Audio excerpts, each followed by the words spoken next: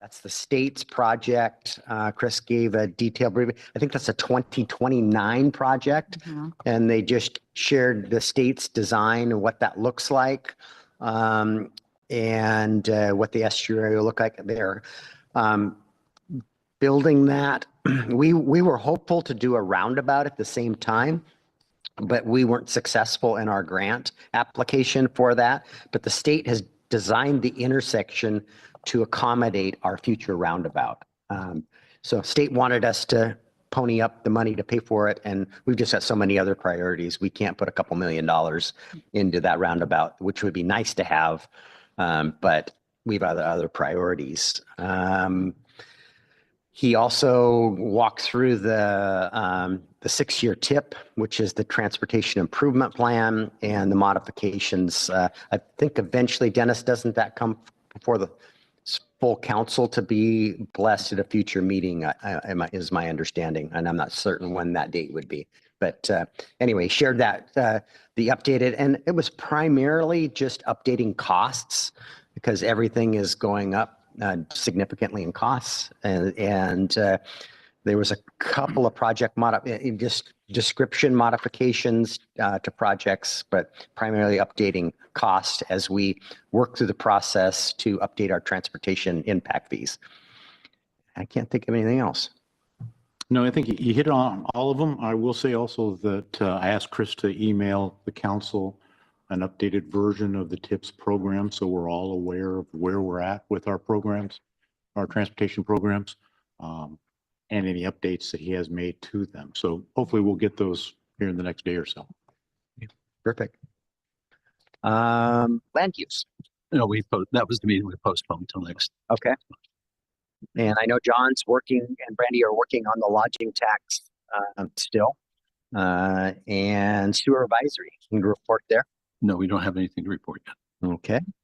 And you guys want to report on anything with coffee with council? Eric? We've sent it out to everybody. Okay. All right. We discussed it last time. Perfect. Perfect. Wonderful. All right.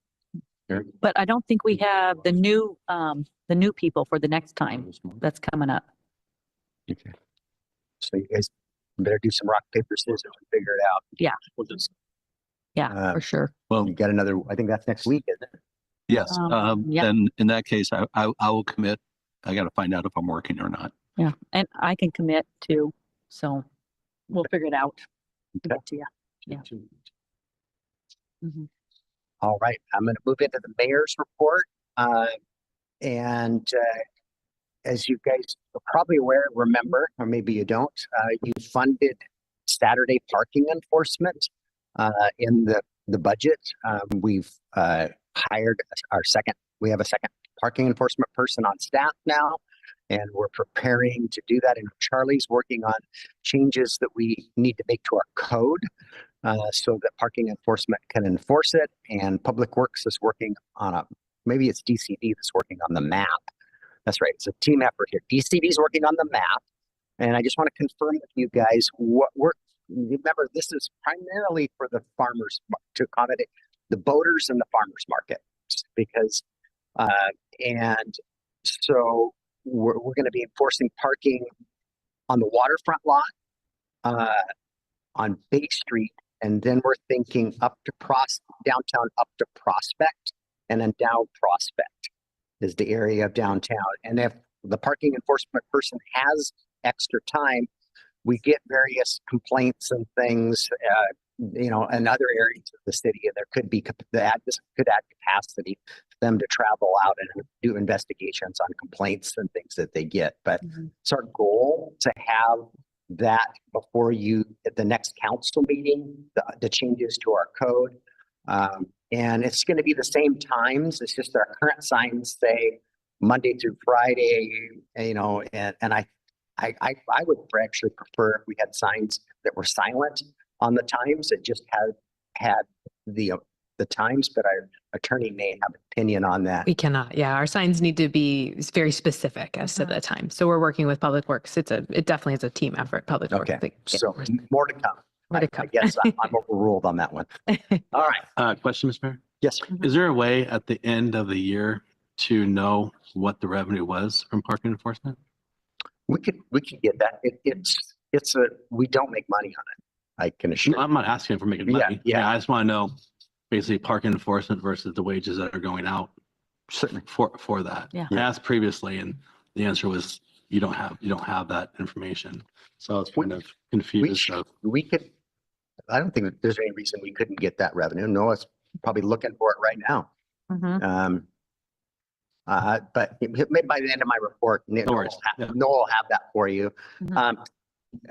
I mean, it's really about the commuters. If we didn't enforce it, that's really what Oh, no. started our, I'm just asking, I mean, if it's, certain dollar figure, then, maybe have a full-time person versus a part-time person in the future. gotcha. Mhm. Yeah. That's all. No, I'm not trying to make a profit off the citizens parking. No. I mean, Yeah. I was curious as far as dollars go, Yeah.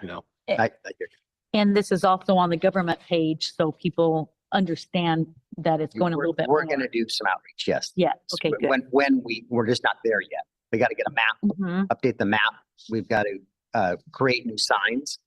And then of course, you guys have to change the code. So we may not be ready for the first to enforce it the first weekend of the farmers market because we may not have all the signs up. Mhm. But maybe where we do have the signs changed, I think we should get that done on the waterfront first and then work outward from there. But Mhm. so anyway, that's in progress. I hope you guys caught the press release related to the car show. I plan to read it here just in case members of the public didn't see it or don't have access to our Facebook page. So the city of Port Orchard is pleased to announce that the annual Saints Car Show will once again take place on the Port Orchard waterfront this summer. After an initial announcement by the car club at the beginning of March that the annual car show would not take place in Port Orchard, subsequent conversations took place to resolve issues related to pedestrian safety. These conversations between the city and the car club have fortunately resulted in an appropriate and satisfactory safety plan that adequately addresses the city's concerns. The city of Port Orchard invests over $30,000 annually into this beloved event, and it is pleased that this important community tradition will continue in the summer of 2025. It is the Port Orchard's paramount duty to ensure that visitors to this car show enjoy a safe experience. We are confident that we have found a good path forward with the Saints Car Club to have a safe, fun, and memorable event. And we would like to thank everyone who shared their comments, support, and thoughts as we work through this difficult situation to allow this event to go on. And Councilmember Fenton, I apologize, you had sent me an email today. You wanted to know what that 30,000 represents. It's staff overtime between the police and the public works department. Okay, so the 30 plus, that's where it goes to. It's Okay. it's overtime. It's staff overtime. They Yeah. work on that weekend. Yes. Yeah. Okay, thank you, because I was Yep. thinking that, but I just wanted to know clarification. Thank you. Yep. And what were the changes? Primarily, they took one of our recommendations to create a zone for early departure, which we suggested early on. Mhm. And they've committed to a significant number of volunteers to when that someone does need to leave for some reason. And then we made some suggestions to have soft closures at the two ends so that if somebody's, down by the theater, they aren't traveling all the way out this exit, that we're taking them barely a block to get them out of the event. What else were and it's just That's good movement. That's good people movement. leaving early has been an issue for a few years. And initially they didn't take that seriously, what our concerns were. As seriously as we would like them to be. And they understand now, and we don't want to be talking about these same concerns next year. We had people, we don't believe it was anybody to do with the event, but participants or potentially vendors, we don't know who, draining our water barriers on side streets, moving the barriers, and people driving out of the show. And that just can't happen. We've got a road closure. And so we've got some assurance that they're going to station people around, make sure that they control. We need them to control the venue site and not allow that kind of activity to happen. So, Councilmember Trunay. Yeah, I'd just like to say for the record, this was a fabulous event. And I'm very, very happy that both sides came together and decided to bring it back to Port Orchard where it belongs, and it's belonged for many years. It's a win-win situation for both the Saints Kart Club, the city of Port Orchard, and our citizens and the attendees of the event. So I'm very happy to hear this. 100%. All right. Yes. Okay. I just want to express also kudos to both mayor, staff, and the Saints for reaching a consensus on how to keep the safety going. I don't know if I expressed it last time. I've had 2 instances in my life, not with me, where somebody has hit the accelerator instead of the brake when they've been in, and that is not a good situation. So escorting them and setting up the other zones, I think, is paramount to public safety and well appreciated, but kudos to everybody involved on this one. One other piece of information though, Heidi, is there's also LTAC money that the Saints always apply for and get. So it's About $5,000 or $6,000 Yeah, this year. so Also on it's- top of that, 30,000. so that's also good news for the Saints, because if they had moved it outside of the city, they wouldn't have been eligible for those funds. Right, So win-win. Mhm. All right. So anyway, we're very pleased and happy that we came to a solution that works for all. If you've been driving, at least come down Kitsap Street and look at you can start to see the solar, about half of the solar panels Yep. are up on top of the solar canopy. We've been presented, we're going to need to close the city hall to the public on April 11th. And if we don't, our power currently comes from transformers and transmission lines over here. And with our new generator and our solar panel, the power to City Hall is going to come from over here on Kitsap Street. And so PSE has to disconnect our power and rehook up our power. And if we do that after hours, we can at night on the weekends, it was going to cost us $21,000 in a change order to Puget Sound Energy. And COVID has taught us that we can serve the public remotely we have devices, we can answer the telephone and serve everybody for that one day just as well as we can from City Hall. We have a Dropbox out in front of City Hall for payments. And so we've made a decision to save that $21,000. And on Friday, April 11th, the City Hall will be closed to the public. We'll still have this doesn't affect the Department of Community Development and the building department over there. They'll still be functional over there, but just wanted to make you guys aware of that. Yes, Brett. You said half the solar panels? Yeah, Where's the other half? they're Not installed yet? they're in the Connex box, yet to be installed. Oh, okay. So So they're it's gonna be, installing them. okay. Yeah, So it's gonna be twice of the current footprint, basically? it's the whole roof of that building. You can see about there's 2 rows of them, I think, up there. I was up looking. Oh, okay. You can Okay. you walked out this window. Matter of fact, I think you could even. But yeah, we've our lease with the Little League field is expiring here very soon. Dennis and I've been talking about that. We've seen Bob Showers in the audience. Matter of fact, we've had some challenges with the Little League and what they're doing with the field. We have seen some movement on them restoring the field, and hopefully we're going to have kids playing baseball again on that field this summer. We're thinking that we only want to do a 6-month extension to that lease versus a new long-term lease at this moment in time to make sure that those improvements are done and that we have kids playing on that field again. And then that would allow us to this fall, then if everything's back in order the way it should be, then we'll consider that long-term lease with Little League again. So just want to make sure you guys were comfortable with that approach. So and I'm seeing heads nod there a little bit. All right, got a couple of cool things that well, Noah's department.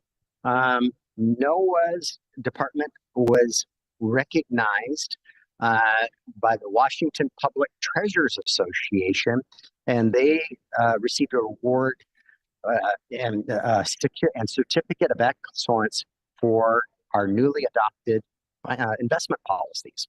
And so, a nice job by NOAA staff, and I think the finance department weighed in, and ultimately you guys approved those policies. But we were recognized for having exceptional financial policies. So, hats off to Noah and his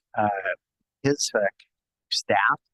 Also, Noah was recently appointed to be the Association of Washington Cities representative on the Local Government Investment Pool Advisory Committee, and this is a committee that was created in 1995 to advise the state treasurer on the operation of the investment pool. And the committee is comprised of 14 appointed members. 6 are appointed by the state treasurer, and the other 8 are appointed by the various state associations, like the Association of Washington Cities, the Association of Counties, and so on and so forth. So congratulations, Noah. And it's always good to see our good staff being recognized and tapped to help out on boards like this, because we have our dollars pooled in that investment pool too. So congratulations, Noah. And that, I guess, we had a FIFA World Cup our first coordinating meeting. Gosh, what day was that? That was Friday. I don't know. It's been a whirlwind here lately. Lots to do on that front, and as more information comes forward, we don't know a lot, and FIFA isn't sharing as much as we need them to do. So that was all. So, but anyway, we're getting all the players, Chamber of Commerce from here, from Bremerton, and so on and so forth, and getting all the players in the room that need to talk about all the activities and events that we want to have when we have all these visitors here. So, and that concludes my report. Find my agenda. On that meeting, do any council members be a part of that? Right now it is myself, Mayor Wheeler, and County Commissioner Walters. So, yeah, and then the outside partners at that point. So, Commissioner, it's really Bremerton's fan zone. So we'll have our own activities. So I'm really participating in it to learn what's happening over in Bremerton, so that we can play off of what's going on over there. For us over here. Correct. Yeah. Which then I'm having meetings currently with Thousands of Fun, the Merchants Association, and our Chamber of Commerce, separate from that group. So, how about department heads? Mr. Ryan, you got anything for us? Yes. Good evening again. So a couple things between the police department, Chief Brown and myself, we are monitoring potential weather for tomorrow. They are calling for significant thunderstorms as a possibility. We did get an update. Janine posted on the website from PSC that we are anticipating up to 45-mile-an-hour winds again tomorrow night. So our crew will be prepared, and we'll be prepared to activate the EOC if the weather materializes like it's being forecasted. So we'll pay close attention to that. And another update is the Stetson Booster Station out near the McCormick Woods area. We have a planned repair of a pump manifold that is under warranty. It is going to result in a shutdown of the water system on March 27th, which is Friday. Hours of operation that we've notified the residents with door hangers. There's message boards out there, the electric message board.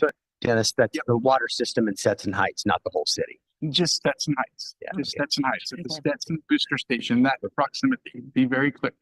But those neighbors will have door hangers. They will have a portable changeable message boards on site. We think the repair can be done within an hour, but we're planning for the worst. Just in case we run into issues. So, and we also have updates on social media. Other things, we had a question about the demolition down here at the pump station. I just received an email from a council member Chang. What's going there? So the old structure is going to be demolished, and it's still going to be a few points. So, and Nick, do you like the aesthetics of the plaza? It's flat concrete, right? The finished look. It'll be a slab, and Yep. then what was the opposite observation deck?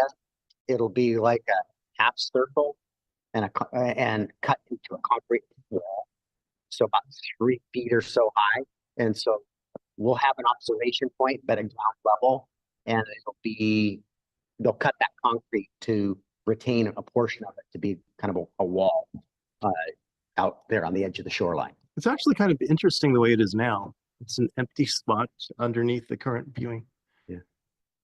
So that work is going to commence in towards the end of April. So we're working closely with the port and also the bank because there's going to be some pedestrian access limitations. So we'll have to have detours in place, but we're well coordinating that with those two neighbors there. So it's not too big of an impact.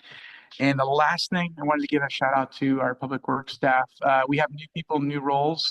We have a person that's leading our stormwater permit submittal, and I'm happy to say that we are permitted on time and we have no violation G20 letters. So kudos to staff for that. So that's it. We Thanks. haven't always been timely in that report. So it's good that we've got new people and they're getting it done.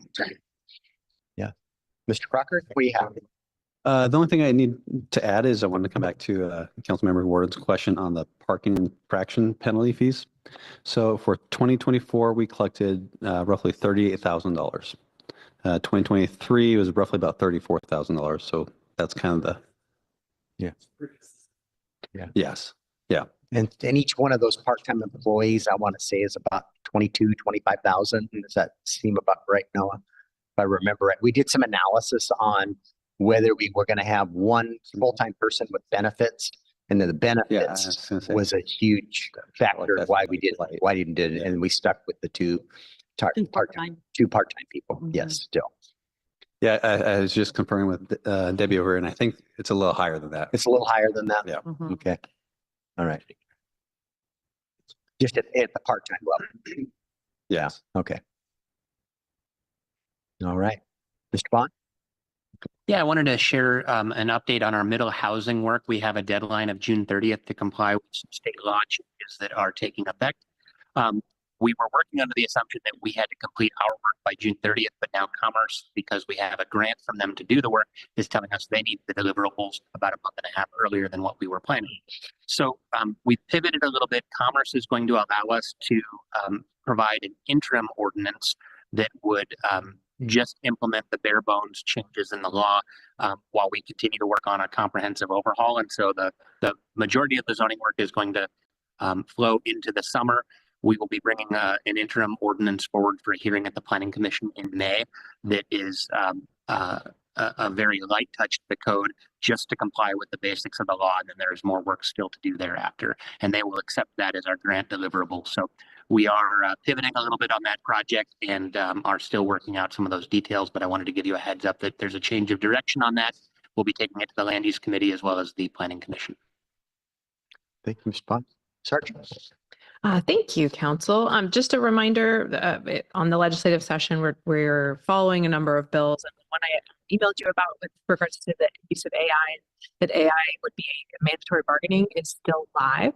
And so that's a very interesting one that we are still following. So that would have significant impacts to Debbie and her workload and the city in general, as is the 3% property tax cap increase. On that AI bill, I know that AWC is opposed to it. We're signed in opposed to it. And I was asked today to testify on Friday, and I told we're meeting with Shelley tomorrow evening. So I'll probably be Friday morning testifying in opposition, but she's got to assist me a little bit with some talking points. So I would definitely consult with that, give you some assistance with that talking points as well about what happens when things become mandatory bargaining points and how challenging that can be. My other topic for this evening was the cabaret license issue. As council knows, I've been tasked to work with staff to bring back suggestions for improvements to the code in response to concerns or issues that have been raised. My research has indicated that the cabaret license does have some utility for the city, but there are modifications that we could make to improve the system. So I'm gonna, because of the absence of 2 council members, I'm gonna put that in a memo, and then we can have a conversation about it at the next council meeting. Once I know Councilmember Morrissey in particular was very interested in that. So if the council is comfortable with that approach, I'm going to go ahead and circulate that memo, and then we'll have that conversation at our next council meeting. Just out of curiosity, Charlie, if you have an opinion, it's been discussed, just, batted or bound, whether it should be looked at as land use or it should go to economic development. And on that one, and there wasn't any clear cut, who should touch it first before it came to, council Yeah. on that. So, That's a really good question. I can absolutely see it fitting in both. It is essentially, or it is for sure, a component of your business license chapter, and it is an enhancement for certain types of businesses based on the impacts they have on surrounding land uses. So I could see it either way. When I talk about business licenses, it's usually in that economic development finance world. So if I was pushed, I'd probably say that committee. That's just curiosity because somebody's got to touch it first. Absolutely. So Actually, If it possibly involves 2 different categories, that's most likely 6 different council members. Couldn't we just bring it to a work study? Absolutely. Just cut the fat out of it and just hold the discussion there.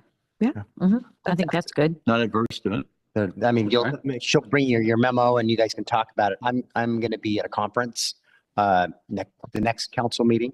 So Scott Diener will be running the meeting, but just if that's your guys' desire, then you'll just remember though, we were planning on having the your guys's kind of strategic planning session and that April council meeting. So we weren't planning on having any staff there, but well, I can be there. Absolutely. Okay. Okay. Sounds great. Thank you. all right. Can you elaborate on the 3% property tax increase? Yeah, the mayor may be able to speak to this a bit more. So the 1% property tax cap that currently exists would go to 3%. That's essentially the summary of it. And So, there's some caveats to that. Yeah, and, some big and it hasn't been, it's in both chambers. right. And they'll massage, negotiate the language. One version I've seen is that you'll need to pass a substantial needs ordinance if you're going to take more than the 1%. So you have to demonstrate why you need it. One of the 2 bills has provision to state has to do with public safety, and if you're struggling to fund your police department, that you need to be able to identify needs in that area. But it hasn't passed yet in both chambers, but the bill is still alive. Yeah, and it seems to have a groundswell of support. Yeah, and it's up to 3%. Up to And it's tied to the CPI. Correct. So it'd be whatever the CPI or less, and likely you'll have to identify and pass a substantial needs ordinance, at least in the language that I've seen. right. As Councilmember Rose Pippy always states, voting matters. Voting matters. Yeah. Yes. Yeah, until we know. Yeah. So. And 1%, when we take our 1% every year, I think it's less than $50,000. I mean, it is. I mean, 2% is $100,000, and that's darn near an employee. You're funding at that point. But anyway, more to come on that. It's there'll be a process it appears you have to go through to get the additional, and it has to be, inflation is climbing. Greater than 3%. Is this also the state doing that? Yes, it is. So it's not us as a city council or our city? Well, for us Correct. we get we are capped at a 1% increase. And so they would authorize us to, if we have a If we- substantial need Mhm. and the inflation is more, 3% or more, if it's 2%, we'd only be able to get 2%. Right. And pass a substantial need, potentially a substantial needs ordinance, Mhm. and then and identifying why we need it. Right. So the state's going to do that for all, For the Everybody. entire case. yes, Give the flexibility. Give us a- permission. but we don't have to do that to our city. Correct. We Okay. don't have to. Not at all. Yeah. Yeah. Just point of order, we're going down a rabbit hole. The state hasn't taken any action yet, so there's no Right. reason for us Yeah, yeah. to go down that. Still, it's there. Thank you, State Council. Not yet. move. Yeah. All right. That's all. Thank you. All right. Ms. Lund? Thank you and good evening. Couple things to report. First one, we are required to report to you when we make changes to job descriptions that the mayor has authorized. So I have a handful of those that have been done in the first quarter of 2025. These are all routine housekeeping changes, updating current practices, that kind of thing. So we've updated the municipal court judge job description for reserve police officer, planning intern, regular intern, permit technician, and our seasonal public works positions. So that's just an ongoing process. The next thing I'm happy to report to you is we did receive word a couple weeks ago that the city has again earned the Well City Award for 2025. It's a little complicated, but it's based on our work done in 2024, and we'll see that 2% discount on our healthcare premiums in 2026. And to give you an idea of what that means, last year our savings, because we were also Well City, is about $26,000 for the year. So a lot of work goes into that. I say roughly there's 100 boxes to check on that application form. And I just want to quickly mention by first name only the members of that committee who worked on that. Beth out of the HR admins group, Gretchen from finance, Sylvester from public works, Deanna from DCD, Melinda from public works, and Deputy Chief Allen represents the court and the police department. So kudos to those employees and all of our employees for taking advantage of the various programs the Wellness Committee offers, which is a requirement. People have to actually participate. That's one of the boxes.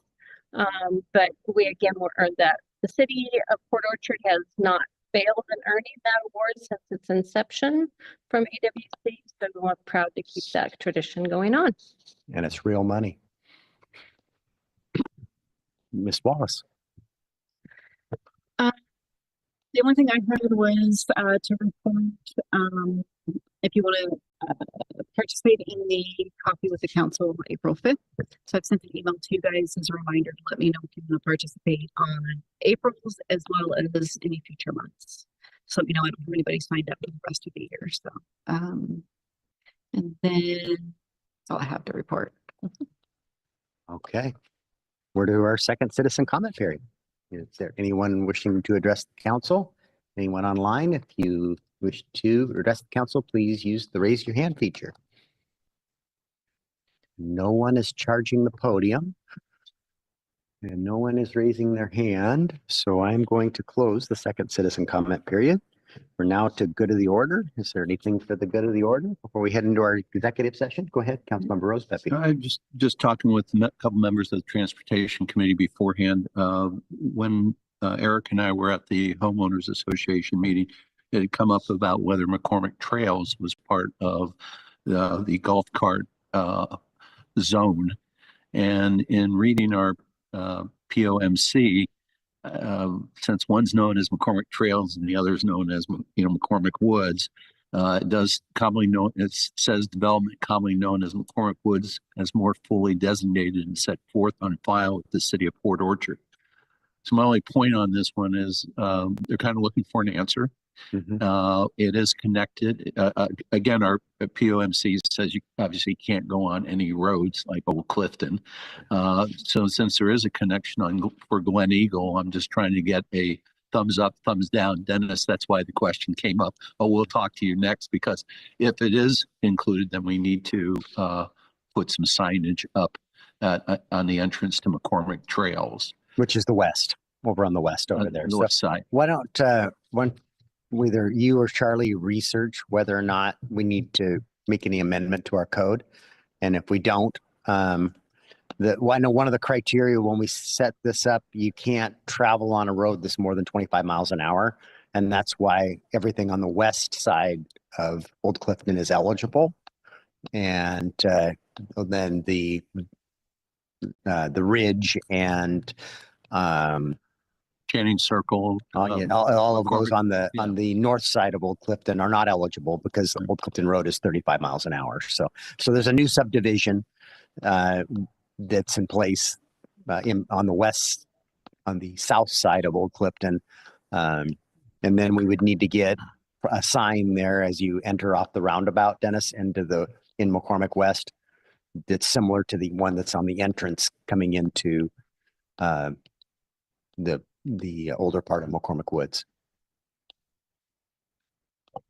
Yes. Mayor, we did amend the ordinance to expand the zone to McCormick West. If the signs didn't get put up, then that's something that still needs to happen, I Okay. think. But So you're confident the code? Yeah, we did pass an ordinance in 2023 to expand the map to include McCormick West or trails. Okay. It's possible the title of the chapter could change to drop the woods and just call it the McCormick Golf Cart Zone, but Okay. effectively the map includes West. Okay. And So then- we've already answered it, and so we just need a sign. Yep. So we'll send them a note from Eric and myself saying we discussed it at council and they're covered. So thank you. I appreciate it, Mayor and staff. It Thank was you. contemplated when we did it. Well, yeah, it makes just- sense, but it's just, I'd Yeah. just like to have I's dotted and T's crossed. All right. Anything? The city pays for those. You need a driver's license for those golf carts? Yes, we do. Yep. It's BOMC 10.50.020. It's good reading. Lights, turn signals. All right. Ms. Archer, you want to state the statutes for the executive session? Sure, we are entering, I have a couple items. sorry. Just very quickly, sorry. I wanted to thank Debbie Lund for providing an alternative to the MRSC training. I asked for an alternative and she provided one. It was actually somewhat enjoyable. There is an AWC webinar that you can listen to. So I wanted to thank her for that. And also, in case you didn't know, there is a new market open at the public market called Good Stuff Grocery. They got their certificate of occupancy and their formal grand opening will be April 5th.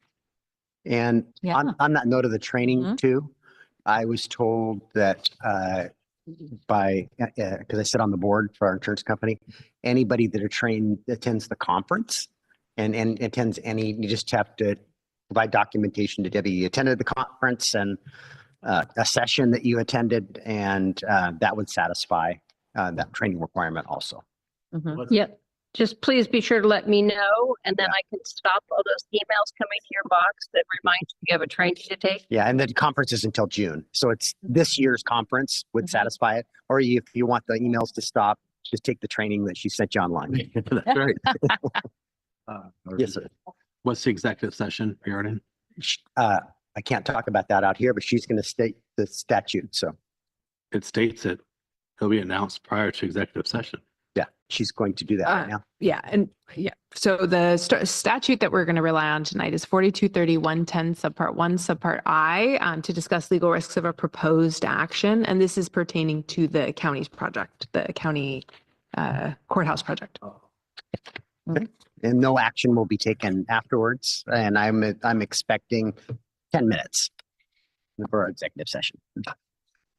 And no, Eric, you can't get out. I'm hoping it's going to be 10 minutes.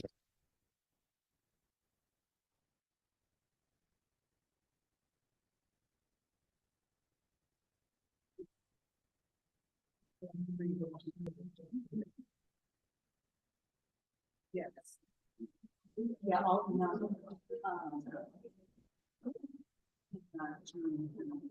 Okay.